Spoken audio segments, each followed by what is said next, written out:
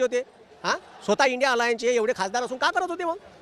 अरे सत्ता बदल काल माहोल होता अलग या देशात. जेव्हा तुमच्या मागे देशाचा युथ होता, काही लोक म्हणते का पॉलिटिकल रंग भेटला असता आंदोलनाला. कायचा भेटला असता? घंट्याचा. पॉलिटिक्ससाठीच आहे ना हे कायसाठी आहे? आम्हाला न्याय कोण देऊन राहिलं? राजकारणात सत्तेत बसला चोरत देऊन राहिले ना मग. परंतु आता राहुल गांधींच्या नेतृत्वात पंतप्रधान नरेंद्र मोदींच्या निवासस्थानाच्या बाहेर आंदोलन सध्या सुरू आहे. तिकडे देखील मोठ्या प्रमाणात काँग्रेसचे खासदार आणि स्वतः राहुल गांधी, प्रियंका गांधी आंदोलनाला त्या ठिकाणी उतरलेले आहेत. आता का करता साहेब गेल्यावर? काल 4 लाख लोक, 4 ते 5 लाख पोरं होते भारताचे. इथं आले असते, इथून मोर्चा नेला असता, उठून पाहिला असता विमानात अमित शहा आणि मोदी. थांबला नसता भारतात, सत्ता बदल झाला असता. एवढी परिवर्तनाची लाट होती. आणि पोरायले मारलं तर एबीव्हीपी, RSS, बीजेपीचे लोक होते त्याच्यात. हां त्याच्या पायात चप्पल होती, सिव्हिल ड्रेसवर होते, तोंडाला दुपट्टे बांधून होते. एवढ्या काठ्या होत्या, काही काठ्या होत्या त्याला खिये होते. एखाद्या स्पायनलमध्ये जर लागला ना तर आयुष्यभरासाठी पोरगा अपायच झाला असता. असे मारले साल्याले. म्हणजे हे मुलीच्या छातीवर पाय ठेवला, मरगुटीवर पाय ठेवला पोलिसांना, मेल पोलिसांना मारलं. यायला कोण अधिकार दिले?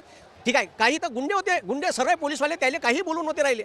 मग ते कोण गुंडे ते कॅमेऱ्यात आले, ठीक आहे, मग त्याला अटक करण का? न्यायपालिका त्याच्यात हस्तक्षेप करण का? ह्या बी माझा मुद्दा आहे. तो आम्हाला आर्टिकल 19 अधिकार दिला आहे भारताच्या संविधानाच्या. संविधान हे सुप्रीम आहे, ठीक आहे. त्याच्यानंतर न्यायपालिका आणि सुप्रीम, त्याच्यानंतर संसद आहे.